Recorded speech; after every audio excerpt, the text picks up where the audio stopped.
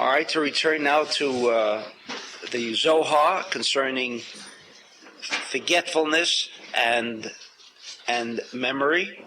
Knows what is the dynamic process that goes on,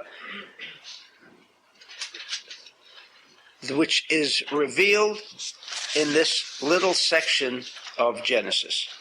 And the Zohar continues, Al-Kain hamakom shehaya bo shikha. In other words, when we suddenly forget something that happened, we experienced something, and then we try to remember names, places, dates, or whatever. Suddenly there's a blank. Does it mean that it doesn't exist? It's been wiped out like in a computer?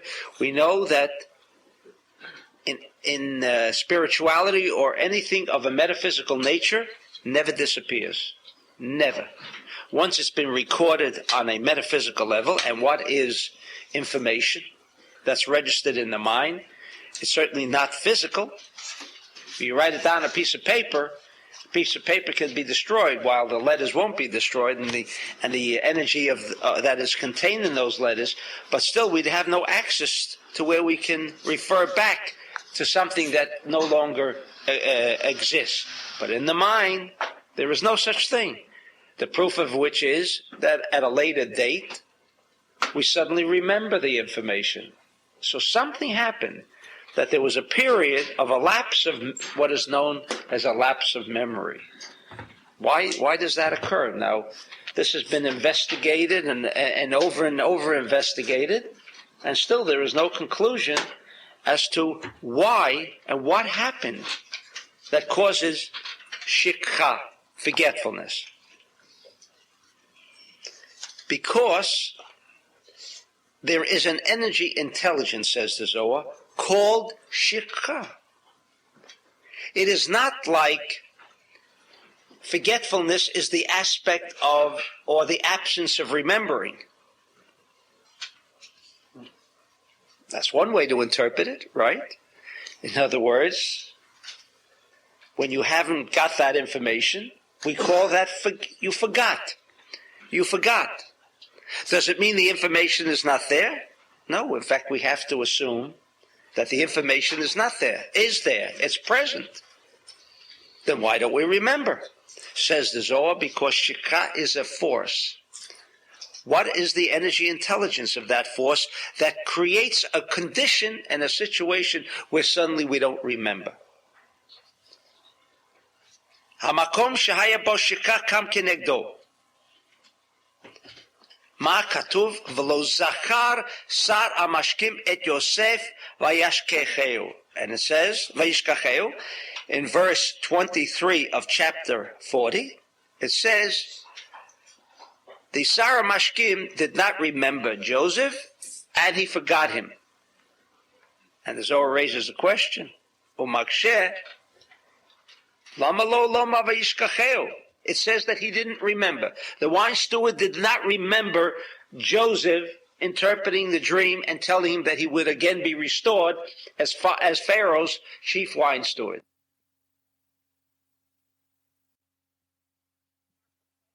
If you don't remember, you forget. Isn't it a repetition of the same idea? Okay? What? Probably not. In other words, there is something deeply hidden within this coded verse that is not obvious. But that is the question that the Zohar raises. Umei shiv, vayashkecheu mora ala makom sheyesh bo shikha, v'zehu shenikra ketz shel tzad hachoshech. In other words, the Torah is revealing us the secret of what is called forgetting and what is called remembering. What is memory and what is lapse of memory. That there is a part of that darkness that can blank out, can create an illusion, so to speak, create an illusion like you get a blank screen, right? The computer doesn't want to give out the information. It's in the hard disk, and you get a blank screen, right? What kind of a screen do you get? A white screen? Or do you get a dark screen? In fact, the words make the white. The screen is dark. By and within its own nature, it's dark. So he says, the Zohar, that this aspect of forgetting is not the fact that the memory is not working. No, there is a force called choshech, and it's referred to as ketz. Ketz means end. What does end indicate? Wherever it says the word miketz, like in the second word of this portion of the week, it says vahi miketz, and it was at the end of the 2 years, of the days, which we still do not understand. 2 years doesn't mean days. It could mean 700 or 820 or 30 days, but 2 years means 2 years, which would be sufficient. So the Zohar says there is a force which is known by its code name Ketz, that causes this force, this remembering, this energy force, this storage, this bank of memory to become for the moment an illusionary blank. How do we know that, says the Zohar? Because it says, V'lo zachar sara mashkim et Yosef. The wine steward did not remember. It doesn't mean that he didn't remember. The force of zechira, the energy force of remembering was not there. Do you know why it wasn't there? Because a force called shikha, forgetfulness, a force that is a dark part of the dark force that creates an illusion as if it's not there. This is what happens when we want to tie a package and we're looking for the string, right? And we don't see the string, and we look all over the house for the string. And where is the string? Right next to the package. How is that possible? What? Oh, sometimes it's even in your... Yes, that's true. Sometimes it's even in your hand. How does that happen? Are we stupid? Certainly not. I mean, we won't even admit to that. So what other answer can we give? That suddenly comes an aspect of force. It's an illusionary, it's a temporary force, but nevertheless an active force in the world of illusion. Therefore, certain magicians can make things disappear. Now we know the things didn't move. Certainly he couldn't have moved the 747 Boeing jet in front of 10,000 people and make it appear as if it disappeared. And everyone could have sworn that it did disappear from their very eyes, 10,000 people. This happened recently. Or the Statue of Liberty disappeared before the eyes of people. What that magician is doing, what he doesn't know or doesn't realize what he was actually doing. He thinks he was doing something else.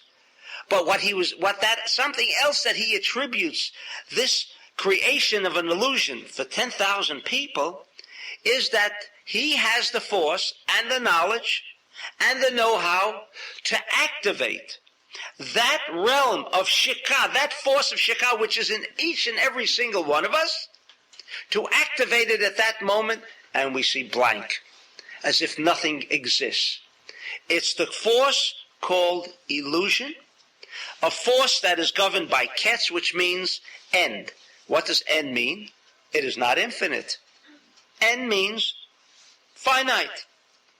That's why in its coded form, this week's portion is known as ketz. It is known as end. What do you mean end? That all of that it was taking place here was in the realm of the illusion.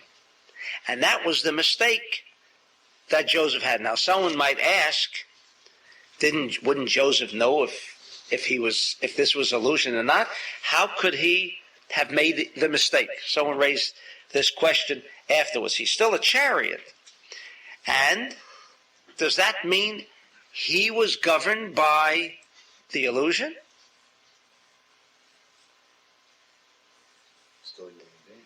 It's impossible. We just answered that once he had passed over the hurdle of the incident with the wife of Potiphar, he emerged and arose to another level of consciousness called Yesod. In that level of consciousness, there is no aspect of illusion. So how could he have made that mistake? The answer is he didn't make a mistake. Because again, we are falling into that trap that he was 2 years too early, right? Because didn't it work out that he was taken out anyway?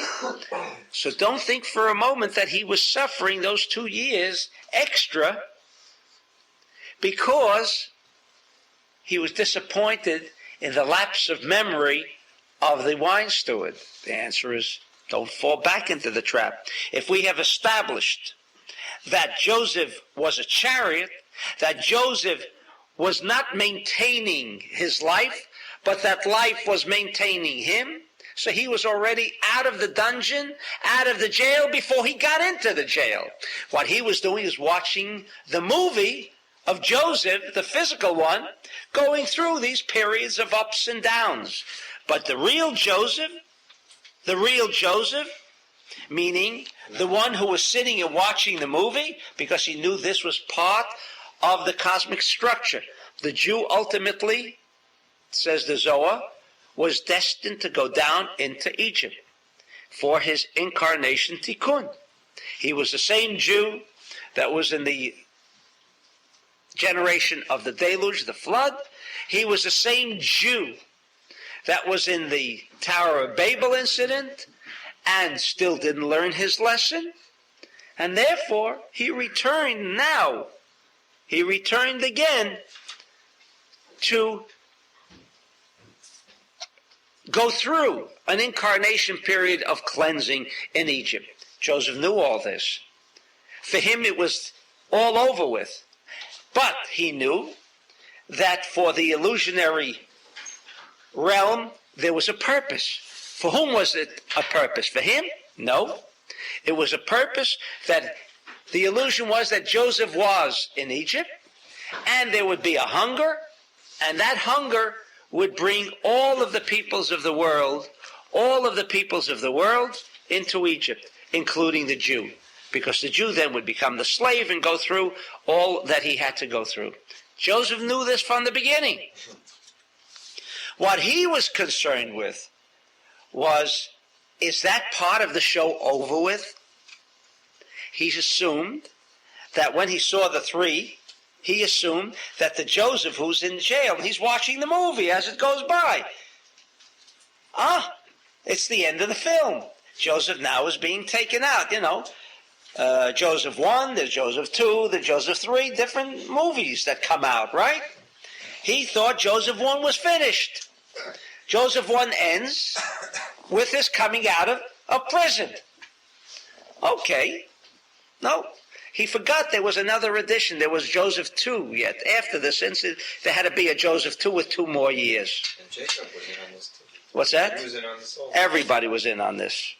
Everybody was in on this. They're all watching the movie. Can you imagine how thrilling it is to see your movie going across the screen and you're not even affected by it? Oh, a great feeling. It's a great feeling. Try to experience it sometimes. But I just did for a minute before. I was in a lot of pain. And then you said, go up. Look, then I did. Go out. Pain's gone. All right. So it does work. In any event, the Sarah Mashkim didn't remember, meaning because there was this aspect of shikha, this illusion, not that he didn't want to remember. Was he really a bad person? Do we have to think that he was like in Parshat Zohar? Do you remember when God says twice to the Jew, remember, al tishkach, do not forget. And the Zohar raises the question, you see, but there it's totally true. There the Jew doesn't need forces to make him forget. He loves to forget good that's done for him, like the Exodus Jew, and he loves to remember those people who have always harmed him. The nature of the Jew. Therefore, the Zohar says, the Jew is reminded twice, Zachor, al tishkach, and still, with all of this prodding, he still forgets, right? That's what happens with the wine steward. That was not the case. Here we are learning simply that the movie the movie of remembering, meaning the manifestation of Joseph now coming out and emerging from this prison, didn't arrive yet. Why didn't it arrive yet? Why didn't he remind? Why didn't he remember what Joseph had done for him?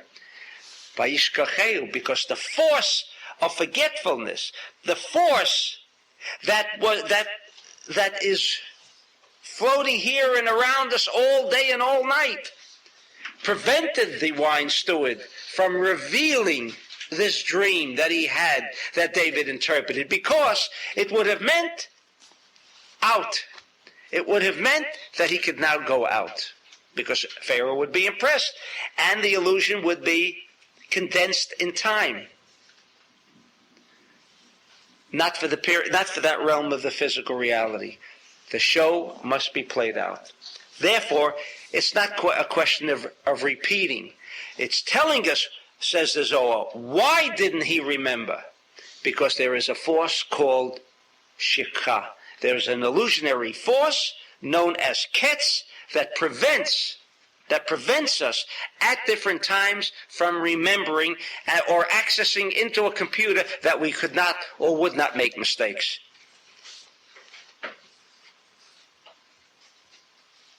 And when we raised another question about Yamim, that indicates to us already the whole idea, says the Zohar. You remember we asked, it says, Vahi Miketz Chanukah, and let's see how they translate it into English.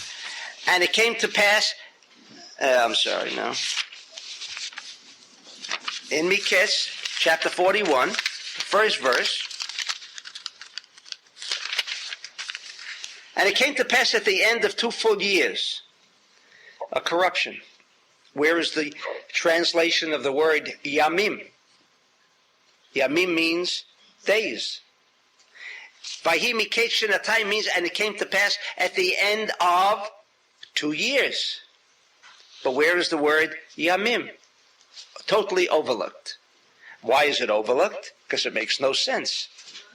There's no reason for the Torah to inject the word Yamim. But again, if we can treat the Torah as a cosmic code, What does it say in the Torah? Vahi Miketz Chanukah Yamim, or it should say Vahi Miketz Shnei Shanim or Shnatayim. That would have been sufficient. If all the verse meant to indicate here is 2 years. So the Zohar, again,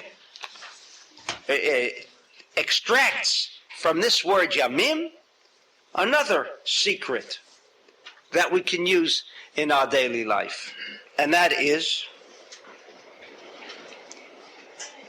when you have a tziruf shalem shel tikun,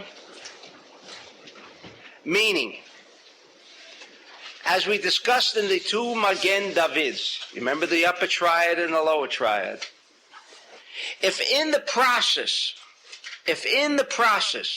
of anything that we do, both in the actual, the lower triad, and both in the potential, if we constantly inject the force of Zechira, which means the central column, then we are assured, in other words, Yamim, there has to be the central column of the upper triad and the central column of the lower triad.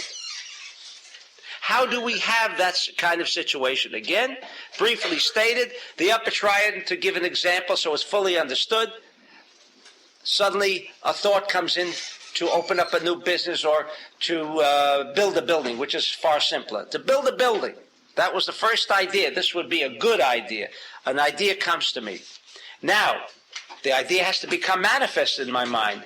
To build a building, it can be any type of building, any infinite numbers of ideas concerning a building. So then what do? I then say, no, an apartment building, an office building, a store, or other types, or whatever, combinations. But now I have localized, I have reduced the idea. Remember, in every reduction there's a price, because the idea could have contained what kind of building? And that's the force of the Lord. The idea is great. All ideas are great, incidentally. But not all ideas become great. Where has it been lost? Because the moment the idea of building a building becomes actualized, even in the mind, I have already placed a limitation. Because if I've said I'll build an apartment building, or if I say I'm going to build an office building, I am already removing from that realm, that all-inclusive realm called building, I have now limited the original idea of building a building. I have created and injected what? Limitation. I have taken it out of the realm of idea, of building a building, and now have concentrated it on one kind of a building. The moment my mind has done that, I have reduced the idea with all of its potency, with all of its power. I have now subjected it to a small, infinite role. Finite. What's that? Finite. To a finite idea, where this could have been infinite, now it's finite. Now maybe I should have chosen at the end, I'll find out, right? Which was the right idea. If I lose, if it goes busted, it was a bad idea. Wrong. If I make it, it was a good idea. Wrong. The idea never changed. It included everything. So what makes a good idea a bad idea? When you inject, says the Zohar, that central column idea, when you say, all in the mind, all in the mind, why am I putting up that building? Is it for me alone? I would not do it. But by virtue of putting up this building, in addition to my benefit, there is also a benefit for others. That's the reason I'm going to do it. That is called the central column energy force.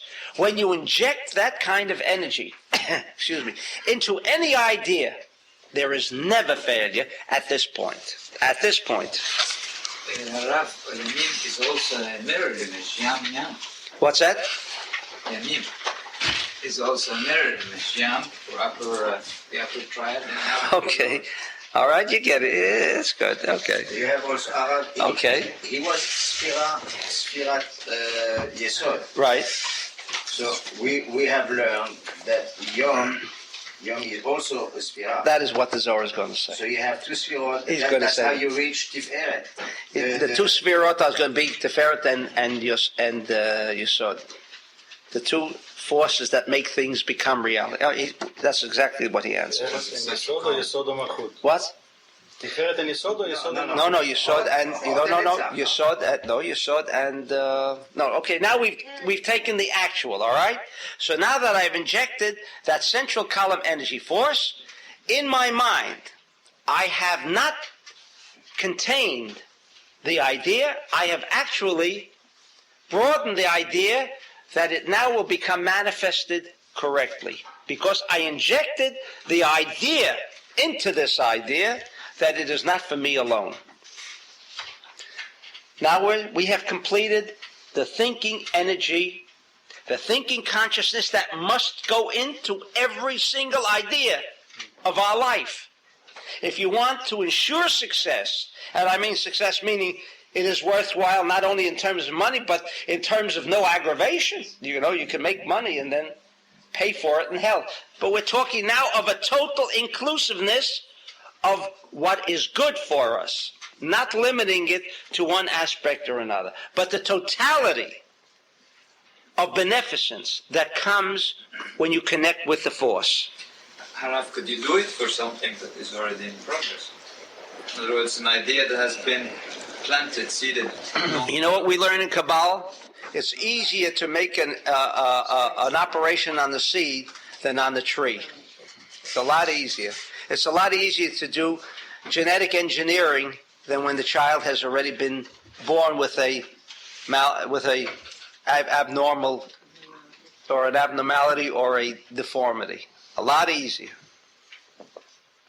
Whether things can be changed, Kabbalah deals with that too. But what we're dealing now with is getting to the before things become manifest in the wrong way. Because once he's made a decision to build this kind of a building, and he did not inject that central column energy, then however it turns out, even though it may turn out in his very minute, finite mind that this was a success, it may have brought who knows what else in the way of liabilities.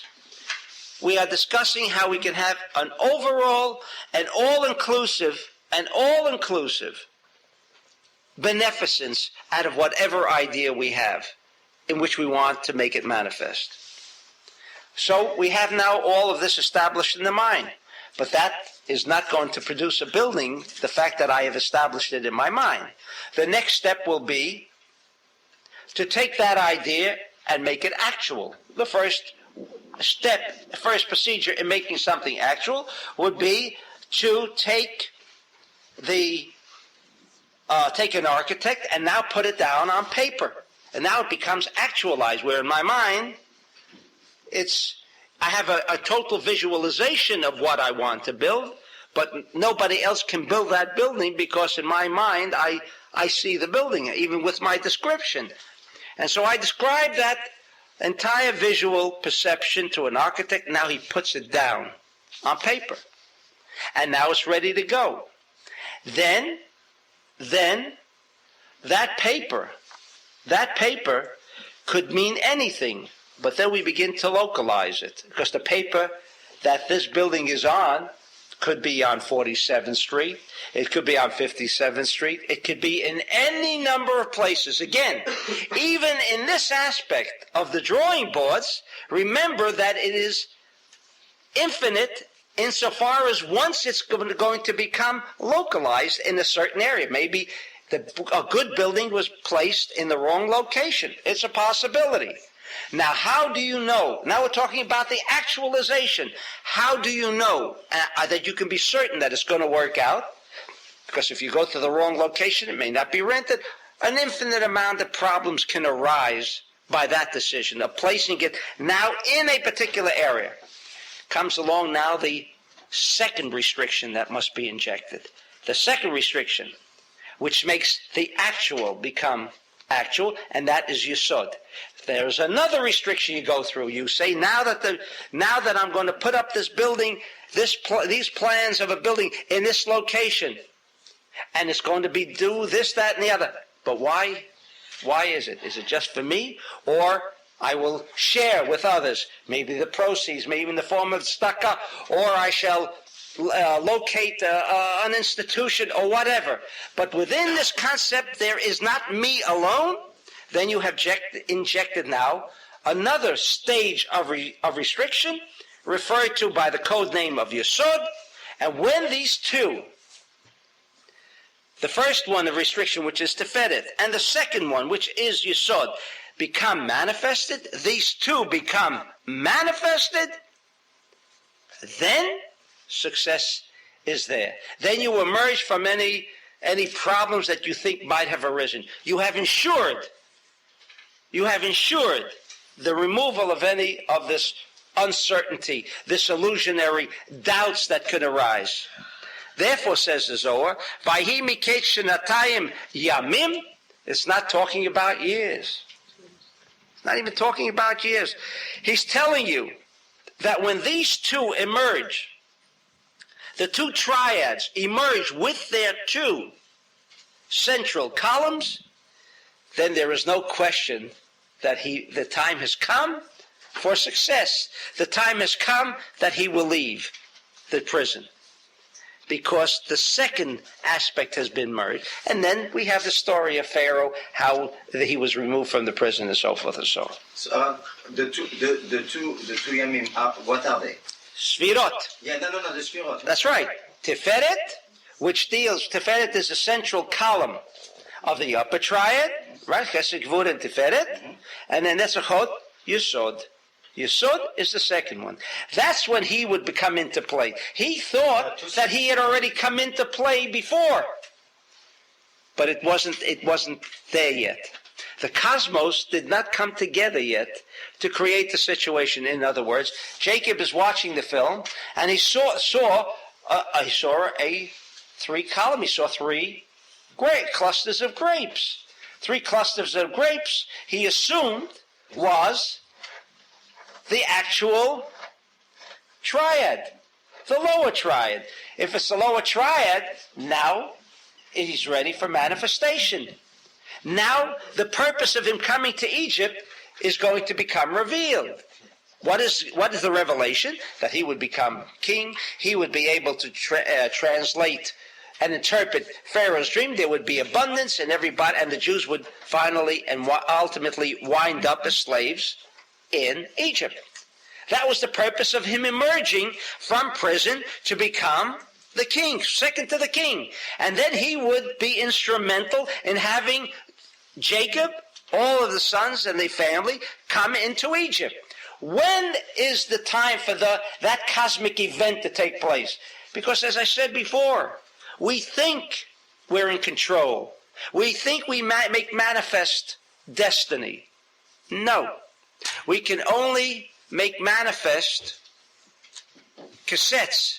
Which one we can choose, yes. But once we have chosen a particular program, there is nothing, almost nothing, I won't say nothing, there is almost nothing that the average individual can do to alter that cassette in midstream. The only time we can change from one program to another, from a better program to an even better one, is only by virtue of the Magen David, by this process of the 2 restrictions. That Joseph would emerge from the prison, he knew he would emerge. But there was a cosmic time schedule. When would that happen? It had nothing to do with anybody.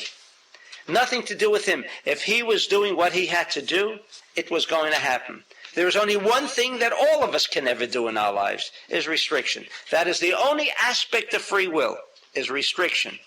All of the other aspects, we think that we're motivating, we think we're running things all around us, we're running the environment, we control the environment. From a Kabbalistic point of view, the only aspect that you can include as a point of free will is the aspect of restriction. At that point of restriction, you can then say, I've changed my cassette. But once you have changed your cassette, your program, whatever that program is, you have no say over it. It moves you. It's like, for a tzaddik, he's very happy with it. He's maintained on a beautiful cassette. Who wants to change things? He's being maintained. For others, they are being maintained in the illusionary physical reality, which is the ups and downs. The only way to remove oneself from that reality is by moving into an upper realm. When these 2 sfirot come into play. We began with raising the question. Now there was one other question, which now is seems to have disappeared, and that was, the Zohar says, and Rashi says that too, Yosef haya etzet batzvut ruach basvat lev, machmet shehaya asur shama. He was depressed until the time when it says, Vayritzeu. They removed him. They brought him out from the dungeon.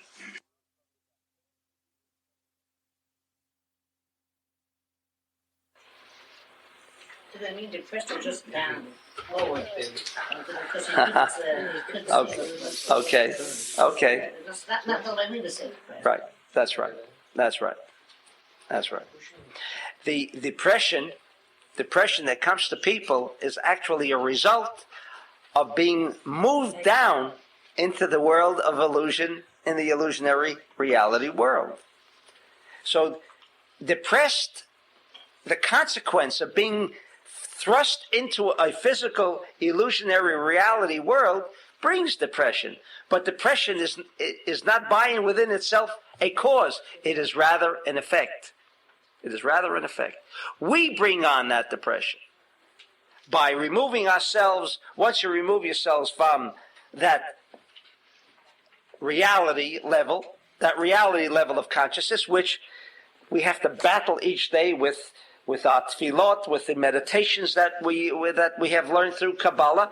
It's to at least keep us, our head a little above water. See, because below water is the physical illusionary world where nobody sees anything. Completely overwhelmed, completely surrounded by what we think are insurmountable conditions and positions. Now here it says that he was depressed. And we ask, could Joseph be depressed? Contradiction, no? It's a contradiction. He is a tzaddik. He is in that realm that he never becomes depressed, right? And Yaakov was depressed. It's a form of Zeonpin, being diluted to a point of no air, which is depressed. It's reaching a point, a very tiny point of light. Depressed, a point of almost before impact.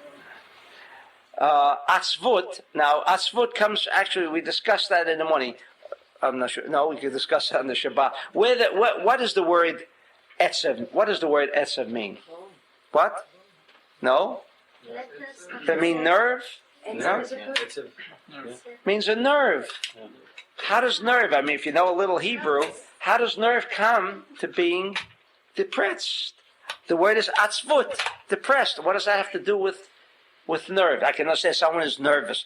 Someone who's nervous is not necessarily depressed, neither is someone who is depressed necessarily nervous. On the contrary. Breakdown. What's that? Breakdown. That's right. Of the That's right. central nervous system. Okay. Of the central nervous system. It's more closely, in other words, again, atzvut. We have taken the word atzvut, depression, as it is commonly used, as the cause, rather than it's the result of what? When there is an imbalance in the central nervous system. Central. Now, why do they say central? I don't know. But maybe somebody upstairs is telling them to use the word central. Okay? What's the, when you say lulav is spine, it's yesod? That's right. It's the central part. Yeah, it's the spine. Call it the spine. That's right. That's right. Now, he was there.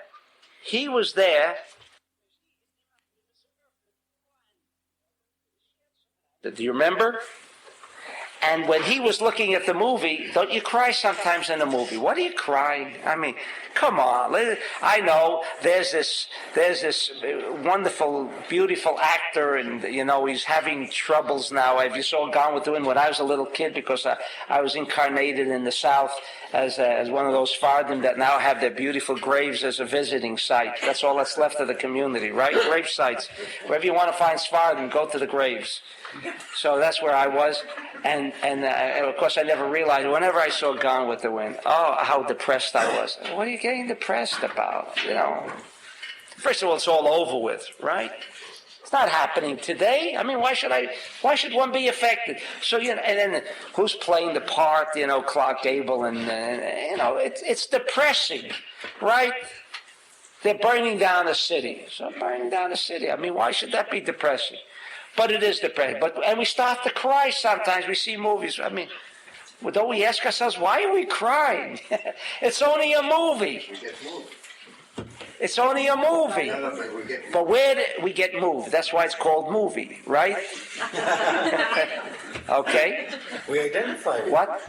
We identify with it. That's right. Well, how do you identify with it? I mean, this is not your life. maybe You know that maybe in a certain aspect. where you are affected, it is your life. How about when In other words, you have your life, and yet there is another part to you that is also your life, and you're not even aware of, maybe. And when you cry, because not everybody cries at Gone with the Wind, not everybody cries, well, let's cry at this movie, or other conditions. Not everybody cries at the same time, right? Some laugh at the same thing, and some cry at the same thing. So you can't say that, it's just a movie. But because we identify with another aspect of ourselves, which is not in reality. But the truth of the matter is, that is reality. And why, for any logical reason, would we be crying, is because we identify with that we were there in that situation. or that we are there in that situation. We are there. While on the surface it doesn't appear so, but that we are there. When he saw himself still in prison, he realized that the cosmic structure of the two triads did not become a reality. He felt bad. Not that he felt bad, meaning he was depressed. But it's like when we see a movie. Do you become depressed? You see a movie? When you walk out, you say, I cried, I felt bad. But is my life being affected by that movie? Let's face it. Are we affected? For a moment. For a moment to capture, we identify with that. That's what it means here. He saw that the time did not come. It was being stretched out. Whereas if the cosmos had dictated he was taken out of prison, the process would begin already.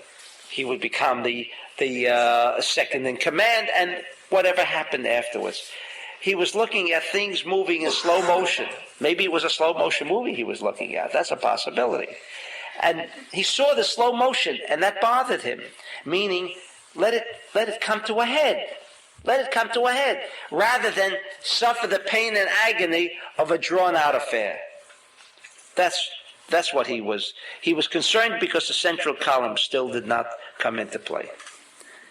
All right, that takes care of that. Now, I also mentioned at the beginning that this weekly portion of Miketz, which has so much more of a mystery to it, but really, if you look into whatever happened here,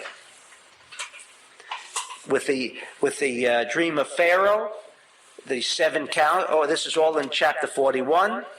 He first saw 7 beautiful, healthy cows, and then he saw 7 lean cows, and the lean cows devoured the healthy cows, and that's the end of the dream.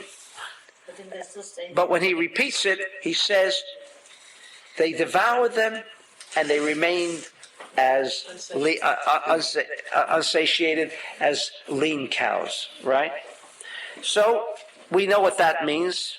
He explains it, that the lean years, the good years, the 7 cows that were healthy and looked full were the 7 years that would have abundance. And then the 7 lean cows would have that idea of hunger, starvation, no food. This is the way he interpreted, and therefore he told Pharaoh, let's prepare ourselves for the lean years, and let's ingather so that we'd have enough food for those 7 years. But when Pharaoh repeats the dream, he adds something that he did not see in his dream. And let me quote for you. It says here, and behold, seven well-favored and fat-fleshed, and they fed and reed grass, and 7 others came up after them, ill-favored, lean-fleshed. And the ill-favored and lean-fleshed ate up the 7 well-fed, favored, and that's the end of the dream. Here, and that is in verse 4. Now of chapter 41. Now in verse 20 of chapter 41, it says the same thing, but he then completes. It says, and when they had eaten them up, it could not be known that they had eaten them, but they were still ill-favored as at the beginning. So I woke. Here he didn't see that. Or the verse does not describe the dream of Pharaoh as you couldn't tell anymore that they had eaten, that they should have been better bred, looked better. No. When he tells it to Joseph, he adds, you couldn't even tell that they had eaten anything. They remained in that exact condition as if they had never eaten at all. He adds this to Joseph. I mentioned that this parsha always comes out during Chanukah. Now, just as we have learned that the cosmos dictate cosmic events. It is not the events as we see them, like Hanukkah, that we celebrated as a form of tradition, Purim as a form of tradition because the Jews were saved in both instances, but rather, when we are participating in this holiday, we light the candles not because the Jews were victorious, not because they found a vial of oil, not because of the miracle that the oil lasted 8 days. That doesn't interest us. Those are only the code preparations for understanding what the cosmos were about and how we can tap that kind of energy that appears in this particular period. We are not concerned. Tradition, as we know from a Kabbalistic point of view, has no presence in any of the holidays described in the Torah. When did these two significant holidays that are not mentioned or are not revealed openly in the Torah is Hanukkah and Purim? Now, from what we have learned, we will understand why Miketz, from a cosmic point of view, indicates exactly what Hanukkah and what Purim is about in relation to what we discussed this evening. If you know the calendar, it begins from Rosh Hashanah, not the calendar, but this section of 6 months, meaning from Tishrei, from Rosh Hashanah, you have 3 months, which are Tishrei, Cheshvan, and Kislev, or Libra, Scorpio, and Sagittarius. Sagittarius is the 3rd month of this cosmic section of the year. Sagittarius is the 3rd month. What does that indicate to us? Immediately, central column. You then go on to the next group of 3, which is Capricorn, Aquarius, and Pisces. Pisces, again, is the 3rd month. Now, is it any coincidence that Purim and Hanukkah happened in these 2 central column months? The answer is, of course not. It was not by chance. The cosmos dictated it. And the structure of the holidays are indicated in exactly what we discussed this evening. Maybe you don't see immediately the connection, but there it is. What happened on Hanukkah? What happened on Hanukkah? We read of a story that didn't affect any Jews at all. Didn't affect the Jews. Yeah, this fellow Antiochus, what did he want? Look, bow down to an idol, bow down to bring the pig for a sacrifice. But he never threatened the Jews with extermination. Never. Never. Be with them. You see that name?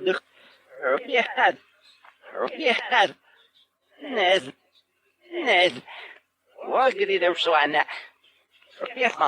Wat is toch niet aan het gaan, dat is een schwestloze verhaal. Dat is wel gedaan.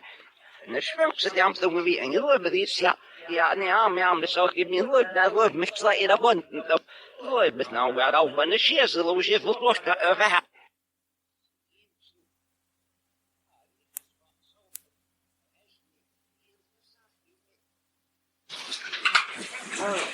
You hear the other side? Yes, it's on now? Okay.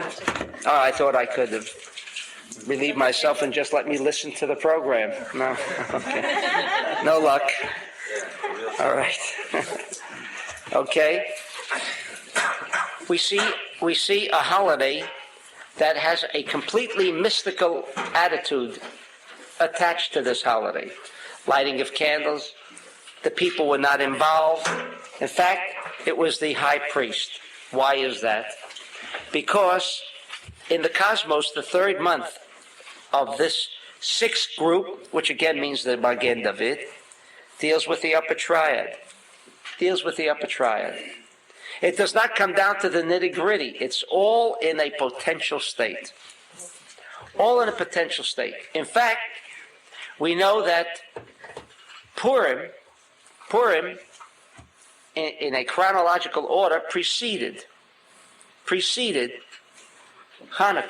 the event of Chanukah. And yet, from a cosmic level, it is not correct. If Sagittarius came first, and it did come first, it preceded Pisces, that means whatever happened and whatever was structured within Sagittarius happened before, right? Before whatever happened in Pisces.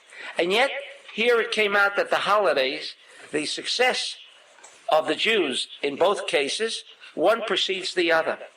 Purim, which preceded Chanukah, comes after Chanukah. To indicate to us that the potential state will always precede the actual state, as we discussed today in Miketz. This is the way the cosmos operates. You can't change that order. What we find in Chanukah is things done in a very potential state. But that doesn't mean with that we can reap success or we can be free and etc. No. It requires the second state that injects, in other words, the Sfirat Yesod, or in this case Pisces, of which Joseph rules over. That case was the actual case. So, when we see the people involved in the holiday, that refers to where? Purim. There was the action that was developed by the people. Insofar as Chanukah is concerned, we know there was a star of the show called Matityahu, the high priest. He, as in fact the Ari says very clearly, he prepared the whole holiday for the Jews at that time. He prepared, what does it mean he prepared? He revealed at that point the effect, the power of Sagittarius, which is the level of Bina. I don't want to go through the study of Chanukah at this point, but he made manifest. He was a chariot in a sense. He reproduced the event that was destined from the time of Genesis. Chanukah was created when Sagittarius was created, and it was in a potential form. Therefore, Chanukah is not referred to as the holiday of Mashiach. Chanukah is not referred to as the Chanukah. To your disappointment? No. Because what? Because he's Sagittarius. Maybe he wants, Because Purim is it's the only holiday we celebrate in the time of Mashiach. That's right. It is the only holiday, meaning why is it the only holiday? Because it means the culmination. You see, because in the upper triad, you can still have the problem of Shikha. You can still have the problem of it never becoming manifest. While Chanukah became manifest, it was no guarantee that the Jew would do the job during Purim. Fortunately, it did become manifest. The aspect of Mashiach is here. It is only here for those who recognize the Zoharic interpretation of what Purim is about. The only ones who understand it, I think, are the Persians, even though they don't study Kabbalah. But they understand Mashiach already came, therefore what do you need mitzvot? What do you need anything? They're a little ahead of their time. You talk to Persians about religion, nothing, no more mitzvot, no tzedakah, no tefillin, no nothing really. Not necessary. Not necessary. Maybe they're right, I don't know, maybe. Just the direct connection. What? Just the direct connection. So Purim is even though it happened first in history, it's really the actual state as opposed to the potential, because that's the final point, which of the Magen David, because that is Yesod. Therefore, Joseph, who is the chariot for Pisces? Who is the chariot for Pisces? Joseph. He is the one that makes things, ideas, become actual, come into fruition. Isn't it also that Chanukah is warm? It's fire. What? Just Kislev. And Pisces is water. Okay. Yeah. Yes. Although, the Pisces are those who like things to be very comfortable. And they're right. They actually are right, the Pisces. They don't like too much movement and action. They're right. Because what is water? Chesed. It's the ultimate already when things are calm and Mashiach is here already. So now you know why Pisces are not movers unless they really, rise above it. The Chanukah is on the lower triad, and the Purim is in the higher. No, the opposite. No, I know this is what you explained. But we might misinterpret that fact because because Purim preceded. So wouldn't you say that is on an upper level, Another right? way of, because the Joseph was connected to, not the Joseph, the Chanukah is connected to Yesod. No, to Hod, Which is Lord. higher. Hod, remember, was Aaron, the high priest, who became what? Chesed. Hod? I thought it was the No. Chesed, Hod, Yesod. You had Netzach, Hod, and Yesod. Yesod is lower. Lower triad. Lower. Chesed, Hod, Yesod. But Yesod is lower than Hod. Right. It's like And this is what the Zohar says, that if you study conventional astrology, you're really mixed up, because all of the factors don't seem to fit the picture. Chanukah being of the upper triad, yet it happened later. But this is the significance. From Genesis on, Chanukah represented the upper triad. Therefore, there was very little action, and in fact, very little participation on the part of the people who are in the realm of Malchut. Along comes Purim, and there you have the participation of the people, meaning, unfortunately, from both sides, the act of exterminating the people, and the act of Geula from the point of view of the people who initiated. The Malchut rose to the Yesod, whereas Chanukah was the kind of the preparation. Even though in time, space, and motion, when did Chanukah come? Afterwards, right? But that's in the illusionary aspect of time, space, and motion. Therefore, there is a rule in the Talmud, Ein mugdam umucha b'Torah. There is no first, second, and third, no chronological order.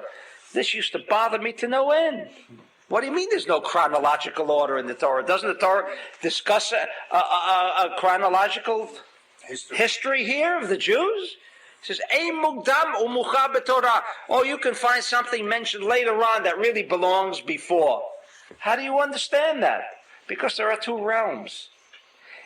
The confusing realm is the realm of the illusionary reality. There things seem to come first, and things like we do sometimes, we're ahead of our time, or sometimes we do things before. We act out something that should have first been thought about. I mean, we also confuse our thinking process. That's only in an illusionary word. The Torah deals with an illusionary word. But on another level, the cosmic level, what came first? Chanukah came first. What came first? The potential. The reality realm that is known as the real reality realm always precedes. Therefore, Chanukah is first. Even though in this chronological order of history, it seems that history dictates that it followed. So how could it be before? But it's not God. Yes, Chaya. Could there be a connection? We have Yosef, who is Yesod, that was born. Moshe and Aharon were born later. Yes. Yes. That also. That's why. That's the difference between the Ashkenazim and the Sfardim on Sukkot. The Ashkenazim say that the sequence of events of Sukkot is Abraham, Yitzchak, Yaakov, and it must be Yosef, Moshe, Aaron. And what a terrible mistake they're making. Even they count Sfirah. They count Sfirah. They should have changed the whole system in the Sfirah, because in the Sfirah it's Chesed, Gvura, Tiferet, Netzach, Hod, Yesod, Malchut. So what happens on Sukkot? There's another system for Sfirot. All right, that's the contradiction. If I can go back to Shikha, before the Ram was mentioning that the magician creates an illusion where the Empire State Building disappeared, or the Statue of Liberty. But what he did was to create within everybody, to bring about that power of Shikha. That is correct. And that brings like a blank within everybody. Right. So how come we still see other things, or these people saw other things? Meaning he just brought it towards the liberty, the Statue of Liberty. For a moment he can create an illusion. Yes, but if it's an illusion, that means I won't be able to see anything. No, Not just liberty, the Statue of Liberty. No. There are, that's according to the Zohar, there are infinite forces of Shikha. There is a force, and I can forget where the string is. And remember, the package is here. There is not a total blank out. There is that force that blanks out whatever it wants to blank out. Most of us are blanking. Therefore, it's in control. For whatever reason, there should be a blank out. True, we see 5%. The 95 is blank and all. Okay? Yes, Shema. Adam Yesod was Nefes's first born Nesach and Hod. Yeah, what? Adam Yesod, You mean, no, Yosef was born before. Yesod. But not the Sphira in Genesis 1, that's where the real reality came into existence. What came first? Netzach, Hod, and then Yesod. So why wasn't But in this illusionary world, it gets mixed up like the eye. You know how we see? First we see it upside down, and then it works itself out. In the upper three, it's in perfect order. Yaakov, Abraham, Yaakov, and the other ones, it's already in the illusionary world, so it can be twisted into a miracle. Yes. One final question, and I don't know if we could get. Which Yosef is the one that makes the restriction? The one in the movie or the one that watches it? The one that watches it. The one in the movie does not make it. Because the one in the movie is not real. That's right. Movies are not real. Yeah, but They look like they're real. was he doing it in a metaphysical, the restriction he did in a metaphysical way? No, that part of Yosef, remember we said there's two parts to Yosef. Right. There's the metaphysical part and the illusionary part. The illusionary part is part of the movie. But maybe if he made the restriction in the first place and didn't tell his brothers about the dream, then they may not have had God. That's a good observation. Good observation. Maybe. Karen says that maybe. Joseph had made the restriction, right? In other words, he had to tell his brothers in a dream that they're going to bow to him and he's going to be a great man. Had he not told them his dream, restricted himself, maybe the whole Geula wouldn't have had to happen. Maybe the sequence of events as they took place Because they may were not have to happen. But they were looking for Tikkun, so they They were had looking to at say that. Tikkun. But we know that Tikkun can take itself. Why many couldn't he have forms. gone down to... Right, it didn't have to take 210 years. It could have taken 3 months, 2 days, And besides, and all couldn't he that. have sent him all the food to But they were not all Canaan? the He had to go to souls. Mitzrayim? But not all the souls that had to do that were present. Oh, but he could speed up the process and make them all. That's what the Persians But they wanted to did. do in Persia. No, but They they wanted to bring down all the souls as quickly as possible, but that couldn't But the happen. Jews in Egypt, the women were giving birth to 5 and 6 and 7 children. That was the reason, to speed up the process. That's right. On the Shemot, So they right. did. But Karen is saying maybe if Joseph had restricted and not mentioned to them the dreams that he instigated them by revealing the dreams that they would ultimately bow down to him and so forth and so on. Had he restricted and not revealed that, maybe he would have speeded up the process.